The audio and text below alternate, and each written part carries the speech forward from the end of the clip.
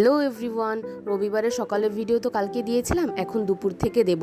ঘর গুছিয়ে রান্নাঘরে গিয়ে দেখি শাশুড়ি মা আলু বেগুন দিয়ে ইলিশ মাছ আর কচুরলতি রান্না করে রেখেছে।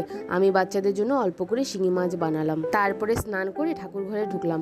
আজকে স্নান করতে একটু দেরি হয়ে গেছে। আমার পিছে পিছে মামামও ঢুকেছে। আমি যেটাই করব তাকেও সেটাই করতে হবে। আমি তুলসী তলায় জল দিলাম, সেও দেবে।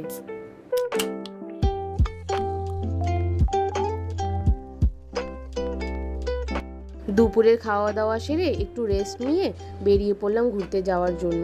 যাব একটু গাজলডোবা। নতুন ব্রিজ হওয়ার পর আর যাওয়া হয়। বাচ্চারা রবিবার হলেই বাবার কাছে বায়না শুরু করে দেয় ঘুরতে নিয়ে যাওয়ার জন্যে।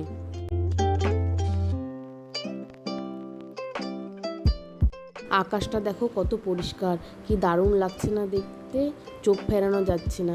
গাছগুলো, গাছের পাতাগুলো, ঘাসগুলো সবুজ চারিদিকে, এত সুন্দর লাগছে না কি বলবো তোমাদের।